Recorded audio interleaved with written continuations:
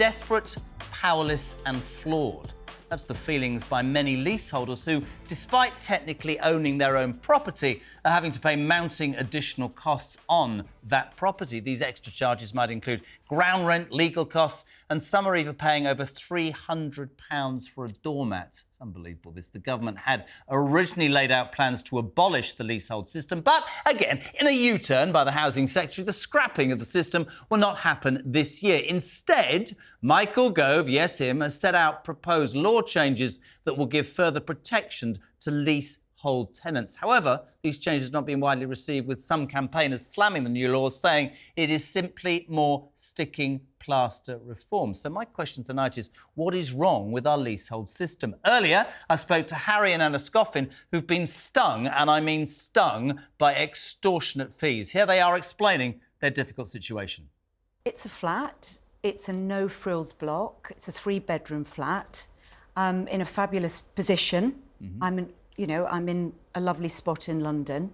But I'm actually in quite a scary position, to be honest. One that keeps me awake at night sometimes. I pay £33,000 in service charges. And when you add, Jeremy, £900 of ground rent and utilities... Is that monthly? I think that would be for the year, the ground rent. I think it's about £40,000 a year. And there is no swimming pool, there is no garden, there is no gym, no cinema room, no conference room, no nothing. I'm really confused. So you bought this house... Flat. Leasehold? Yeah. Thinking it was going to be amazing. But what did they tell you legally? I mean, your son Harry, you said to me when we were on affair, you know, I'm campaigning for this. There's basically 5 million leasehold homes in England and Wales. 20% of the housing stock is leasehold, and it's basically a feudal system that goes back to 1066, William the Conqueror nicking all the land. And what we're saying, we set up this campaign, Common Hold Now, April early this year, is that when someone buys a flat, they should be, or a home, they should be able to own it outright and not have these freeholders that are basically freeloaders. Did you have a solicitor when you bought this flat?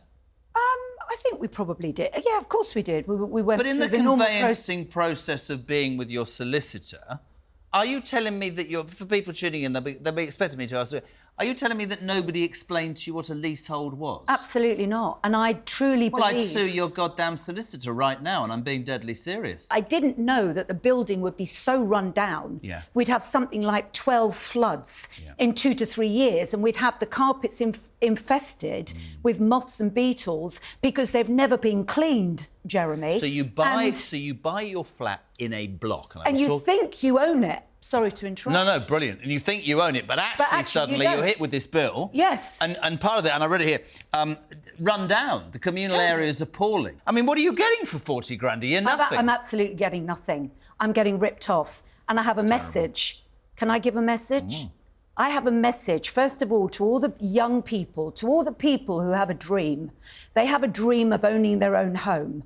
I'm going to say to them, if they can't afford a freehold property, or perhaps they're living in a town or somewhere where there are no freehold properties, please, please, please don't buy a leasehold property, because it could quite likely ruin your life, ruin your mental state and ruin your finances. I think the point that I was trying to make, Harry, before was when I said about your solicitor, I mean, I think that message is really important.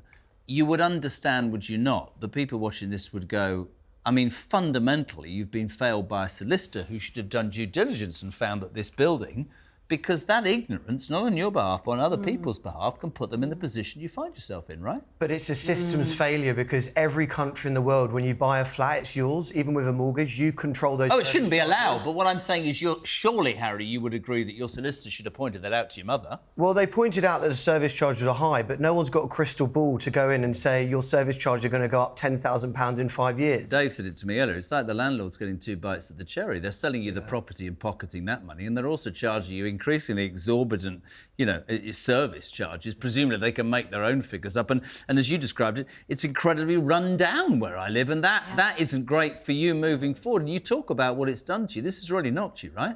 Well, it has. I mean, I'm basically terrified on the one hand, and I'm extremely angry on the other. And if I decided to stop paying, then they could take my flat away. Are you keen to sell up and move on because of what's But why happened? should I? Yeah, I get can't that. anyway, unless I give it away. But why should I? Why should I have to sell my property because I'm being screwed, basically? There's a lot. Sorry for that. No, mate, you can say screwed. There's a lot of conversations around this housing crisis. We can talk about that. There aren't enough houses being built, and the fact that we've got an immigration issue in this country. But landlords, certainly renters, are struggling big time, and landlords, in my mind, and this is another example, probably need far more control and regulation because, Harry, as your mum says, they can seemingly charge whatever the hell they want. Yeah, and the thing is that there is a distinction between leasehold and renting. In a well-functioning rental market, if you're getting screwed over by a bad landlord or you're in a bad property, poorly maintained, you can leave that landlord behind. The problem with leasehold is you sink your life savings into a property, you don't own the bricks, you don't own a single brick, you don't own bricks and mortar, and the reality is you've got a landlord who's got a financial interest in seeing your building as an income stream, your home. And the key issue here that we want all the viewers to listen to is that you have no control over that landlord and they can completely trash your capital value.